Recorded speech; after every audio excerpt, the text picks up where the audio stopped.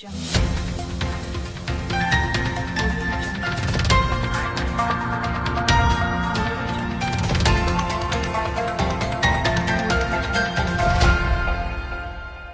prix des basins ont augmenté ainsi en moins d'une semaine avant la fête de Ramadan. Les clients se font rares dans les boutiques de basins à Bamako.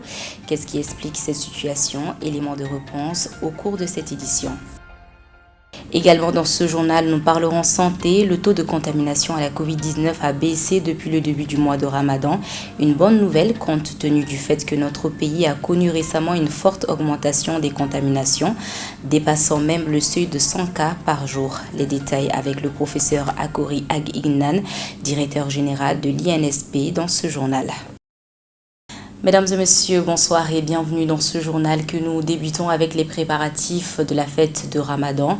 Dans quelques jours, les fidèles musulmans s'apprêtent à célébrer l'Aïd el-Fitr qui marque la fin du mois béni de Ramadan. Les préparatifs de cette fête sont l'une des préoccupations majeures des parents actuellement. Parmi ces préparatifs, il y a l'habillement et le bazin est le plus convoité pour l'occasion. Malheureusement, l'augmentation de son prix a vraiment freiné beaucoup de clients. Notre équipe de reportage a donc fait un tour dans les boutiques de bazin au grand marché de Bamako. Reportage. À l'approche de la fête des Ramadan, les marchés de la capitale sont pris d'assaut par des demandeurs, vendeurs et coxeurs de tissus et particulièrement du bazin. Ce modèle de tissu de notre pays est de toutes les qualités. On dénombre dans les marchés maliens des bazins riches, moins riches, vainqueurs, super vainqueurs, Gessner, Weba, brodés ou mis en teinture. Cette année, force est de constater qu'il y a une augmentation des prix du bazin sur le marché, engendrant ainsi, dans les boutiques de bazin, moins d'affluence par rapport à l'année dernière en cette approche de la fête des Ramadan. Selon les commerçants de bazin, cette situation s'explique par la hausse du prix du transport des marchandises provoquée par la pandémie à coronavirus. Cette année, ce qui nous manque, le corona a tout renversé. L'économie mondiale même est à terre parce que les gens ne venaient pas. À l'époque, veille de la fête, les gens sortaient de la Guinée, Sénégal, Côte d'Ivoire. Mais cette année, ce n'est pas le cas. Donc au marché, c'est zéro, presque zéro. La rentabilité, c'est zéro. Ce que les gens disent concernant le prix n'est pas changé. À un moment donné, il y avait des problèmes au niveau des transports. Donc s'il y a des ruptures, ceux qui ont des bazins, et obligatoirement le prix sera changé. Mais aujourd'hui, le jour que nous sommes comme aujourd'hui, le prix est revenu. Toujours comme d'habitude, le mettre à 6500, la pièce fait 180, 190. Bon, ça dépend. Le Gessner, ça dépend de nous, ça dépend des usines. S'il n'y a pas de rupture, le prix sera maintenu. Mais s'il y a des ruptures, le prix sera vraiment différemment. Donc, ce n'est pas notre défaut. Voilà, tout ce que je voulais dire, j'appelle à nos clients pour les remercier pour leur fidélité. Bon, le marché, ça se passe bien, on peut dire. Les clients ne sont pas au rendez-vous par rapport à les années surpassées. Vu que ça, c'est dû au corona et tout. Donc les clients viennent à la remarque. Tout est lié au fait du corona, en fait. Tout est lié à ça. Parce que la douane malienne dit que la transaction n'est pas facile. Donc là, c'est ça qui a fait que c'est augmenté. Ça dépend du marché. C'est comme ça. Bon, souvent, les marchandises, ça augmente comme ça descend. C'est au niveau du marché. Oui, ça affecte beaucoup le pays parce que genre, le marché, c'est comme ci, comme ça. Tu vois, souvent ça marche, souvent ça ne marche pas. Mais par la grâce de Dieu, on se débrouille. Il y a plein de marchandises. Il y a les bazins en couleur comme les bazins qu'on donne pour la teinture artisanale. La teinture artisanale, ça varie de 5 000 à 6 500. La couleur, jusqu'à 10 000. On demande aux autorités de diminuer le prix du dédouanement car l'augmentation du prix des bazins est à ce niveau. Sinon, les bazins de notre boutique, c'est de la qualité. Nous invitons les clients de part et d'autre à venir acheter des bazins chez nous. Considéré comme étant le tissu le plus convoité sur le marché, le bazin c'est de la qualité par rapport aux autres habits, laisse entendre Adam Fané, une cliente. Par ailleurs, elle invite les commerçants à revoir leurs prix qui augmentent de jour en jour.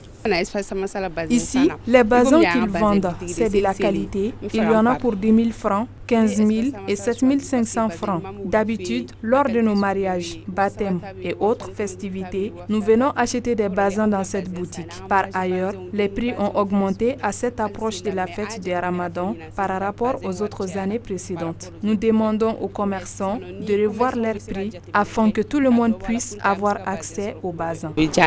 Notons qu'à moins d'une semaine avant la fête de Ramadan, l'affluence au niveau des boutiques des basins n'est toujours pas au rendez-vous. Les basins Gessner non teintés, qui étaient à 6 000 francs CFA sur le marché, est vendu à 7 000 ou 7 500 le mètre en cette veille de la fête de Ramadan.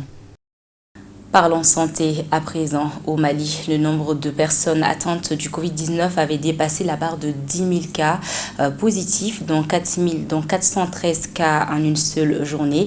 Face à cette situation, le gouvernement avait mis en place de nouvelles restrictions et mesures de prévention.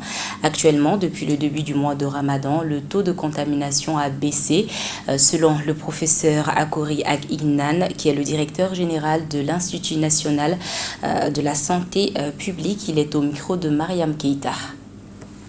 Nous sommes à la 3e vague de la pandémie.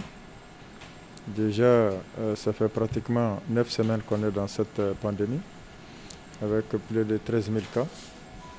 Et cette pandémie était beaucoup plus intense que la deuxième, qui elle-même était plus intense que la première. La première a duré 32 semaines, la deuxième 17 semaines, et maintenant on est à la 7e semaine de cette 3e vague. Et qui a atteint d'ailleurs le pic le plus élevé à 400, avec 415 cas le 4 décembre 2020. Il y a 2 semaines, le nombre de cas est en train de baisser. Est-ce que ça va se poursuivre? On l'espère. Il faut dire qu'il y a des facteurs favorisants, le carême, qui fait qu'il y a moins de déplacements de population. Certainement, ça peut être un facteur qui peut jouer. Le deuxième facteur pourrait être le fait que certainement les mesures de prévention qui avaient été édictées commencent à être un peu appliquées. Et puis ça fait partie aussi de l'évolution normale de toute épidémie. Il y a un moment où il y a une évolution et puis après un pic, il y a une défervescence dans toute épidémie avec ou sans intervention. Mais effectivement, ça dépend de la durée de l'évolution du nombre de cas de façon évolutive. Mais en tout cas, il y a 2 semaines, nous constatons une diminution des cas. Une des hypothèses qui explique une évolution extrêmement importante du nombre de cas lors de cette 3e vague, j'ai dit que ça peut s'expliquer. La première des choses, c'est le fait que les mesures de prévention ne sont pas bien respectées. Deuxième facteur, les gens qui sont hospitalisés à domicile pourraient ne pas respecter le confinement et se promener et donc continuer à contaminer. Troisième facteur qui peut également aussi l'expliquer, les personnes contacts, en tout cas les personnes suspectes qui n'auraient pas pu être prélevées le même jour, donc qui vont attendre pratiquement 48 heures avant d'être prélevées, pourraient continuer à contaminer. Et le dernier facteur, effectivement, il est fort probable que nous ayons ces variants. Peut-être le plus probable, c'est le variant sud-africain, en raison effectivement du fait que nous avons les différentes mines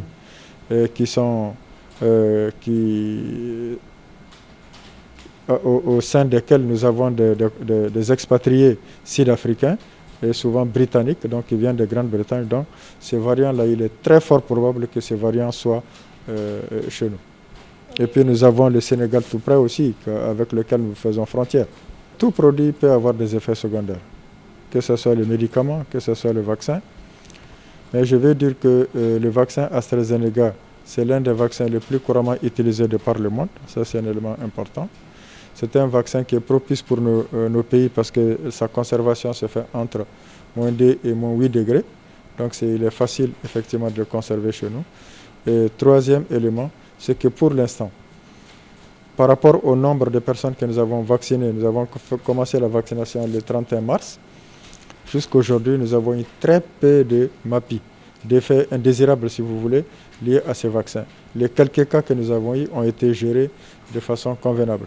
Et nous avons aussi l'expérience des pays qui ont commencé à vacciner avec AstraZeneca avant nous, le Sénégal, la Côte d'Ivoire, où nous nous informons aussi qu'il y a très peu d'effets secondaires. Donc nous disons que c'est un vaccin qui jouent un rôle extrêmement important dans la rupture de la chaîne de transmission du virus. Les mesures de prévention sont des éléments extrêmement importants, mais nous voyons qu'il est extrêmement difficile de les faire respecter. Et donc, avec l'adjonction à ces mesures de la vaccination, ça pourrait être vraiment l'élément clé qui pourrait aider à rompre la chaîne de transmission. Donc, nous invitons effectivement les gens à se faire vacciner. Voilà, c'est la fin de cette édition. Merci à vous de l'avoir suivi. Très bonne suite de programme sur LTV.